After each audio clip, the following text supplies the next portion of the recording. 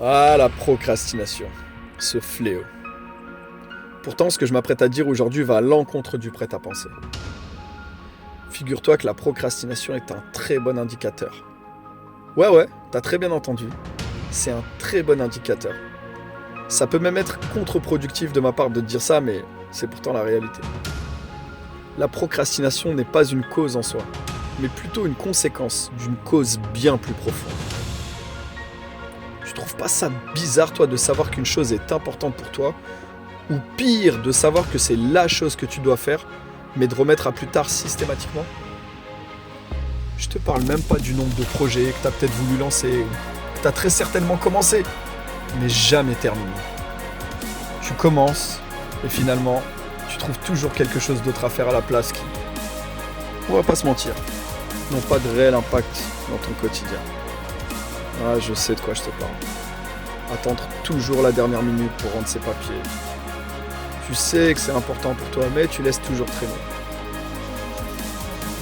Et entre nous, c'est pas frustrant de voir les autres avancer et toi de ne pas réussir à te lancer. Pourtant, tu sais que t'en es capable. Tu sais peut-être même ce qu'il y a à faire, mais tu ne le fais pas. Laisse-moi te dire un secret bien gardé. Ce qui est inconscient te contrôle. Ce qui est conscient, tu le contrôles. La procrastination, tu peux voir ça comme une ampoule sur ton tableau de bord qui s'allume te signalant quelque chose. Mais si tu ne sais pas à quoi correspond cette ampoule, tu risques de faire beaucoup d'efforts, voire même de ne jamais trouver à quoi cela correspond. Tu peux changer les plaquettes de frein, les pneus, les balais d'essuie-glace, la courroie de distrib. Mais si l'ampoule t'indiquait le liquide de refroidissement, ça va te coûter énormément de temps, d'argent et d'énergie.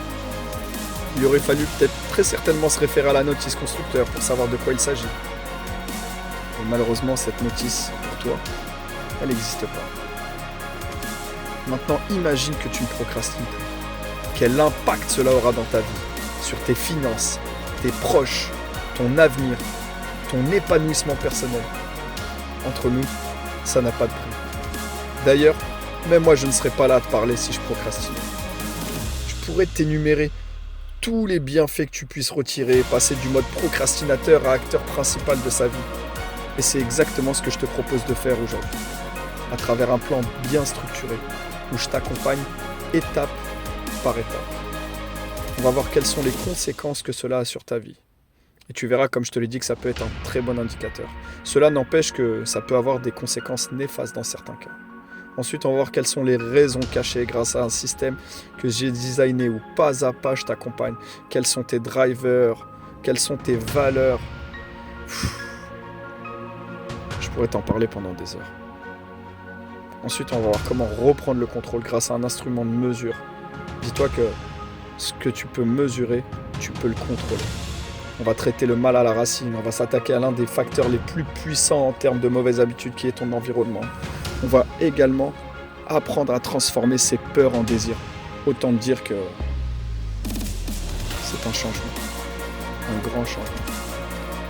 Et pour terminer, on va voir l'une des techniques les plus puissantes qui existent en termes d'atteinte d'objectifs. Autrement dit, tu as ici un plan d'action qui t'accompagne pas à pas de la procrastination à l'action, de procrastinateur à acteur principal de ta vie. Alors, entre nous, t'attends quoi pour passer à l'action?